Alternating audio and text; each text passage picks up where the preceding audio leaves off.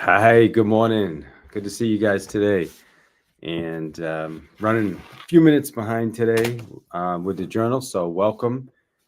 Today we're going to go over a daily dose of motivation, as well as I'm going to share some content from Pat and Pete on the signature talk, because that's what I'm working on right now.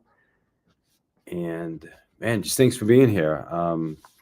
Got to do my gratitude list, right? Grateful for my daughters.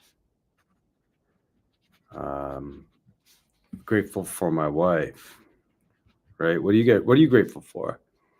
Grateful for my wife. Grateful for my health. How about that? My health. Sometimes we take our health for granted. I remember years ago, I was supposed to go to John Addison is a speaker. I was supposed to go to his talk, and uh, I realize how insignificant that is right now to even say. But years ago I was I hurt my back, my lower back, in a crossfitting accident, and I couldn't get out of bed the next morning. Like, literally, I could not get out of bed. My lower back was so messed up, and it turned into sciatica, and it was bad. I was out of commission for almost a month, and it gave me perspective, though, because all the things that I thought were wrong, like there was some challenges in my business, and I had some difficult clients, and just stuff, regular stuff, all of a sudden now did not matter anymore. Nothing else mattered except the fact that I couldn't get out of bed. And so I think I hate when I shouldn't say I hate, but it's tough when you have to go through things like that to create perspective. I was in a motorcycle accident as well a long time ago. I'll tell you what, I really, really messed myself up pretty good in that motorcycle accident. And, it changes your perspective. It changes perspective. So I love starting my day with a gratitude list. It's grateful for my wife, grateful for my health, grateful for my daughters, grateful for my home. Um, Grateful for the opportunity I'm having right now, going through this process to get to that stage to be one of those final speakers. So grateful for that opportunity to be the greatest speaker in America. Um, Let me see what else. Last night we went bowling with the chamber. I'm grateful that my last that was fun. I actually didn't do that good, and then people at the end were like making fun of me, and it was weird because like I got so like motivated because they told me to use like how like the little kids have the thing that they put the ball on and it rolls down, and one of the ladies was like, "Why don't you just use that thing? You'll probably do better." And I swear to you, it just motivated me. It was so weird. Like, it was the last string, and I got a spare. I mean, I'm sorry, I got a strike and then a spare on the last one. Like, other than that, I did not do very good. I bowled like a 89. I mean, it was just not a good round. But when she said that to me, I was like, "Oh, okay. You want to make fun of me?" Like, I don't know. And I said to her, "I'm like, why didn't you say something like that?" Because she was on my team. I'm like, "Why didn't?" She was just joking, I think. But I'm like, "Why didn't you say something like that to me on the fourth the fourth string or the fifth string? Why do you wait till the end?" But anyway, it's still my fault. But that was cool that I was able to end like that, as people were trying to poke at me a little bit, and able to come through. So grateful for my resilience, right? Grateful to be resilient. I don't give up, you know. I don't. Yeah. So hopefully you guys create a list every morning. Grateful for my phone. I get this nice iPhone 15, I think. Yeah, 15. It's nice. It's big. It's a nice phone. Works good. Got a long battery life. Grateful for my daughter. My daughter Penelope made me this nice little bracelet that I've been wearing. See it? See, it says Dad. If you see the little, let me see if I can let you see it. The little squares say Dad. I don't know. It's a little blurry, but yeah, I think you should probably see it now. There you go. See that? My little daughter Penelope made that for me, and so I'm super grateful. I wear that every day. Just grateful.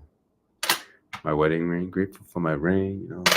I'm grateful for my Bitcoin because it's going up. Yeah, all good things, right? All right, so don't give up. All right, grateful for social media, right? What are you grateful for? Drop in the chat if you want. Because social media gives you a platform, gives us a platform to get out there and share what we're grateful for and help other people and inspire other people. Grateful for my book. There you go. Grateful for my book. See? Sales playbook. Grateful for my book. So let's look. What do we got here? Here's a takeaway. All right. Here's page 86.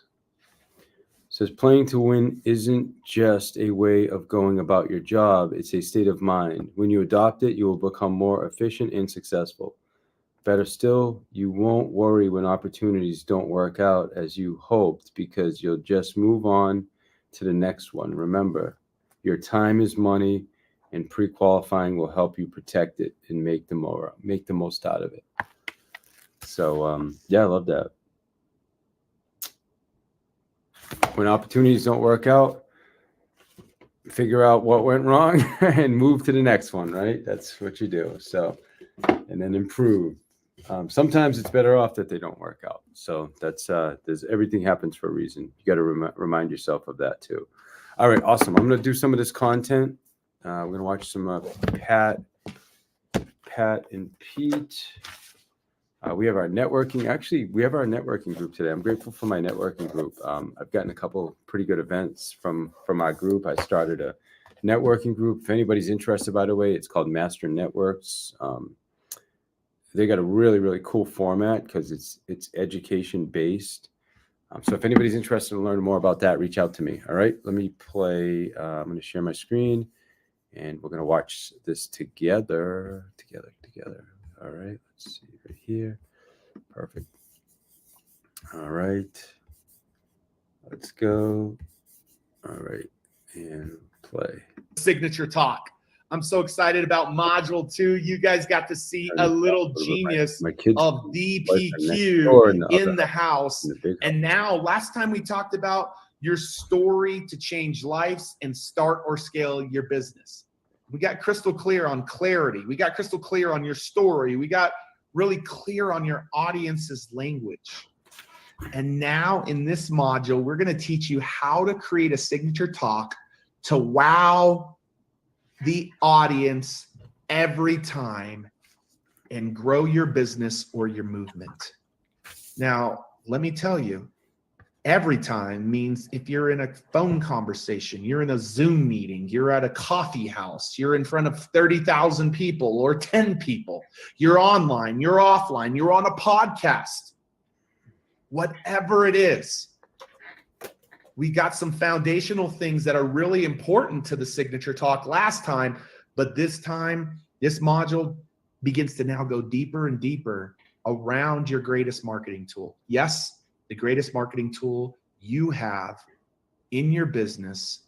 And so, Pat, I'm excited because you're going to be breaking down the StoryBraid framework. You're going to be breaking down stage presence and movement and visuals. You're going to be talking about proprietary process. And then one of the things that you've taught me so well is how you end with Q&A and you actually do Q&A the right way. So Pat, welcome back to Module 2, man. I'm excited. I know we got a homework assignment for them on the back end that you and I will be talking about. But Pat, I'm excited for you to take this away, my friend. This is going to be a great one because we're going to lay out the 4-step plan. You know, a lot of people think about their presentation the wrong way. A lot of people think, oh, when I have a chance to be in front of an audience, I should just start teaching them my content. I should just show them I'm smarter than they are. And although your content is one part of your presentation, it's not the most important part, and it's certainly not the first part. So let's look at the 4-part story braid framework. The 4-part story braid framework starts with the opening heart. The opening heart is where you connect with the audience. The second part is the head or the content. This is where you actually teach the audience. The third part of the framework is the hands or the call to action, where you give the audience something that they should do next. And the fourth part is the closing heart. Now, I'm going to show you today, deep into the kitchen, the secret ingredients that we put into each of these 4 parts so that you wow the audience every time, but more importantly, so that the audience wants to do business with you after the presentation. They want to take that next step, have that next engagement with you after the presentation. Let's start with the opening heart segment of your presentation, the opening heart sequence. You know, there are 3 things that you need to do in the first 5 minutes of any presentation. You need to be ordinary, you need to be extraordinary, and you need to show your why. Ordinary means I'm just like you. I've struggled with what you've struggled with. I've walked in your shoes. Extraordinary means I've figured it out. I have a solution to the problem that you have. Now, we've all heard speakers who are too extraordinary. They come out on stage and everything in their life is perfect. And I want to encourage you, when you start speaking to someone or you go online, don't make everything in your life perfect. You should be clearly having a solution to their problem, but you should show your weaknesses too. We all have probably also heard speakers who are too ordinary. They get up on stage and they say, I'm just like you. I worry about what you worry about. I'm still struggling with this problem. And at some point, the audience is like, well, if you're still struggling with it, then why should I listen to you about this? And so you actually have to walk this tightrope between ordinary and extraordinary. But the speaker who can do both, will attract the largest audience, and they will grow their audience, and they will get people to want to do business with them. The third thing that you need to do is to show your why, to show that this is not about getting more money or more customers or more business. This is a passion for me. This is not a business, it's a mission for me.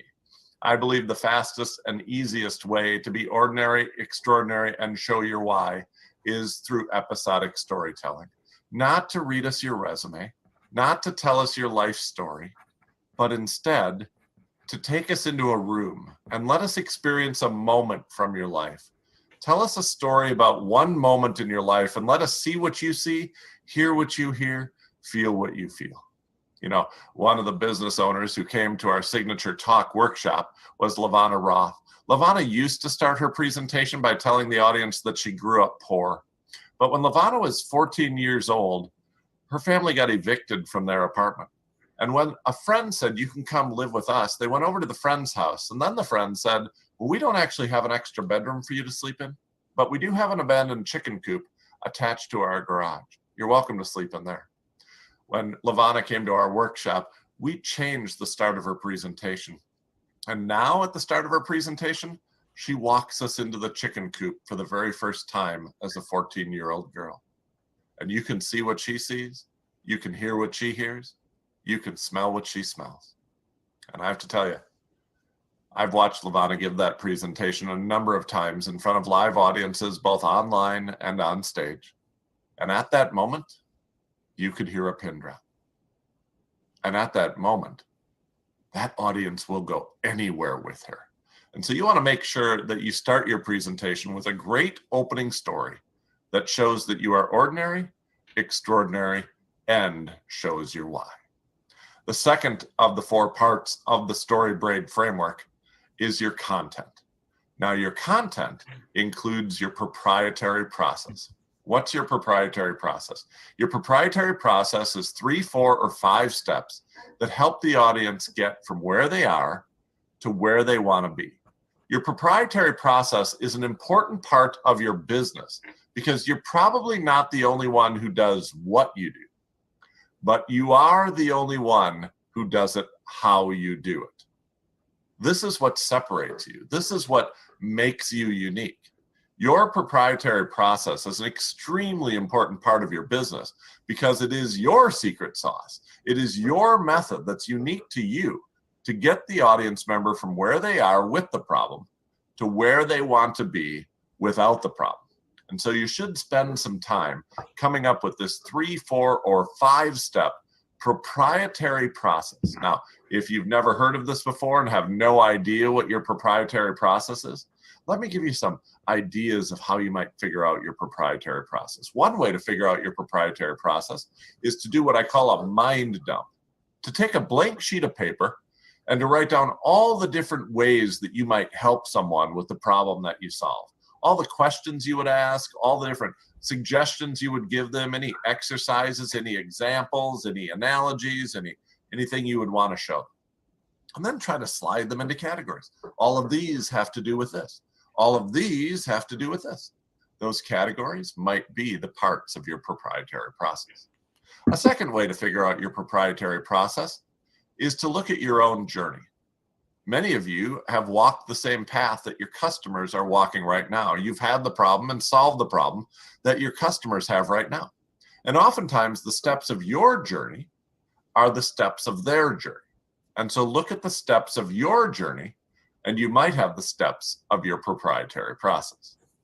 The third way to figure out your proprietary process is to what I call look at one ideal client or one ideal customer. If someone would walk into your office and sit across the desk from you and say, I have the problem that you solve, help me. What's the first thing you would do with them? What's the second thing you would do with them? What's the third thing that you would do with them? Smart. Often the steps that you would take one customer through are the steps that you would take all customers through. You know, if I had one person walk into my office and sit across the desk from me and throw their arms up in the air and say, Pat, I want to grow my business. I need more customers. I want to get my message out to the world. Help me. The very first question I would ask them is, what is the problem that you solve? And who is the audience that you solve it for? You listening to this? So when I have the opportunity, like I did in Module 1, to talk to you about creating a business and telling your story, what are the first 2 questions I asked you? What is the problem that you solve? And who do you solve it for? How I help one person is how I help all people. It's the first step of a proprietary process. And the same is true for you. Maybe it's your journey, maybe it's their journey, but figure out the steps of your proprietary process. Now, in this content section, the section 2 of the 4-part StoryBraid framework, we really want to help the audience. There are certain types of presentations that don't convert well, don't move people, don't get people to take action. One type of presentation that doesn't move people is a presentation that is all about the problem. If you're over halfway through your presentation and you're still describing the problem, we have a problem. Instead, we want to help people get a solution. We want to help people actually get the answers and move forward. And sometimes people are like, well, I'm trying to make a business here, Pat. If I give away my solutions, why would they buy from me? And my question is just the opposite. If you don't help them when you have the opportunity to, why would they buy from you? So in this part of your presentation, you actually want to give them solutions. We don't want to do bait and switch, and we don't want to tease. We do not want to say there is a solution and you have to pay me. When you have time in front of an audience, whether it's 5 minutes on a Facebook Live or 45 minutes on a stage, whether it's a 1-hour webinar or a 1-minute conversation in an elevator, try to help people. If you will take them from A to B, they will pay you to go from A to Z. But if you don't help them in the amount of time that you have, you shouldn't expect them to want to do business with you afterwards. I want you to give them real solutions. And I want you to go one step further. All right. Well, hey, there's Pat Quinn. So I'm just sharing my morning routine with you. So again, we've gone through journaling. I got some great notes from that, by the way. The 4 steps: connect, heart, call to action, closing heart. Love it. So I'm going to watch that again as I got my talk coming up. And so I hope you guys have a great day. Create your gratitude list, write out your goals, and do something great today. I'll be back tomorrow, back here every morning. So I'll be back here tomorrow, and I will see you guys. Hope you have a great day. By the way, I have 2 podcasts today. I have Amy Somerville. She is the CEO of Success, the brand that publishes the magazine. She's awesome. She's on. And then I've got, what's his name? Francesco Belmero. I can't say his name. He's amazing. He is actually worked directly with Tony Robbins, worked with some. So I think Amy's at 1 o'clock and then Francisco's at 2:15. So I'll be streaming both of those on here. So make sure you tune in for those 2 podcasts, and we'll see you soon. Have a great rest of your day. Thanks. We'll see you tomorrow. Bye.